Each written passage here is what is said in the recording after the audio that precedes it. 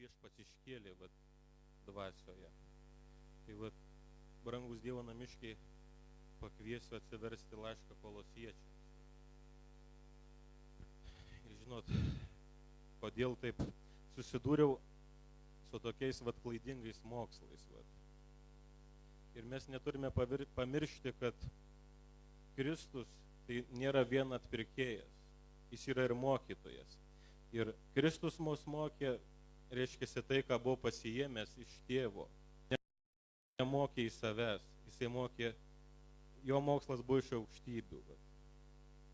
Todėl Kolosiečiams laiške yra parašyta 2:8, tai tiesiog paskaitysiu. Žiūrėkite, kad kas jūsų nepavergtų filosofiją ir tuščia apgaulę, kuri remiasi žmonių tradicijomis ir pasaulio pradmenimis, o ne Kristumi. Suprantat, pats žodis filosofija labai yra įdomus. Čia Virėlas graikų kalbą žino, tai man paskata irgi yra gilintis į tai. Filosofija reiškia mylėti išmintį. Bet visa bėda, kad žmonės pradeda mylėti ne Dievo išmintį. Tai suprantat, kiekviena išmintis kažkur mus veda. Dievo išmintis mus veda į gyvenimą. Tai to pasaulio išmintis mus veda į supuvimą. Nes tai yra iš kūno. Ir viešpats Biblijoje sako, kad kuris sėja dvasiai, dvasiai pjaus, o kuris sėja kūnui, pjaus supuvimą. Tai tiesiog galiu pasidalinti tokiais kaip ir pavyzdžiais. Man teko tokį žmogų susitikti, kuris iš pažiūros yra šaunus žmogus. Jisai kremta filosofinės knygas, jis turi daug planų.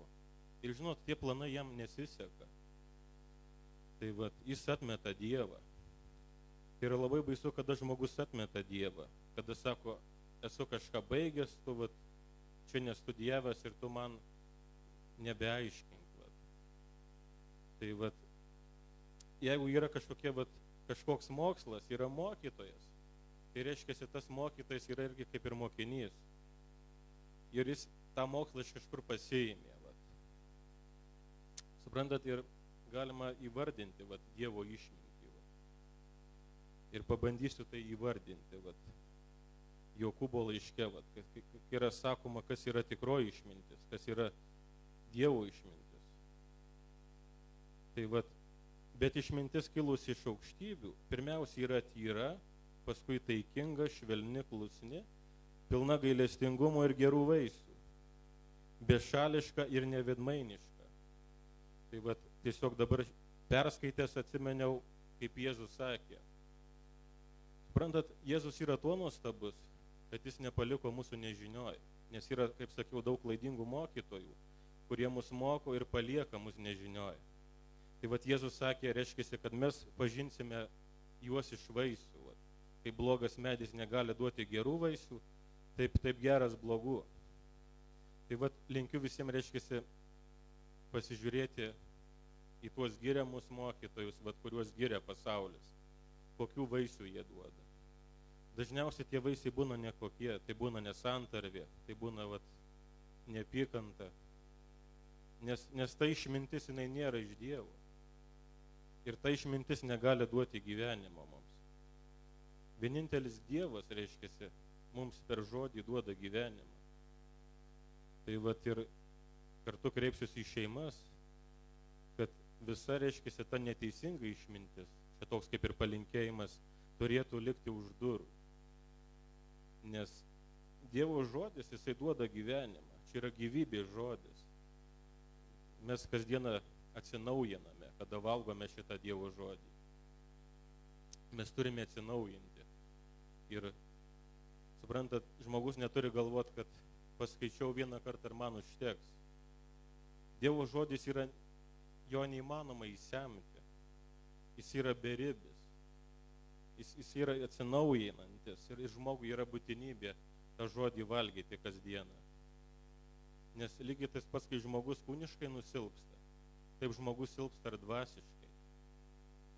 Ir suprantat, dabar kas yra mokytojas. Iš tikrųjų mokytojas tai nėra tas, kuris moko vien.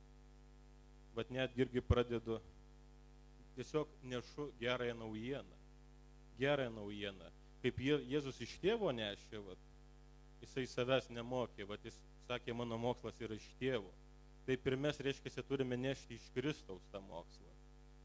Mes turime kalbėti iš dvasios, dvasia mus turi liesti. Tai ir aišku yra atsakomybė. Kaip sako, neskubėkite visi būti mokytojais, nes visų mokytojų laukia griežtesnis teismas. Tai aišku, čia kreipsiuosi į tuos būsimus mokytojus, kuriuos Dievas augina, kartu tai ir neįsigąsti. Tai yra normalu, mūsų Dievas yra teisingas. Jėzus neatėjo, kad jis pasmerktų, jis atėjo išteisinti. Bet suprantat, kurie moko, jie, kaip pasakyt, teikia žodį, jiems yra didesnė atsakomybė duoti. Tai ir mes neturime įsigąsti. Tai tiek, tai būkit palaiminti.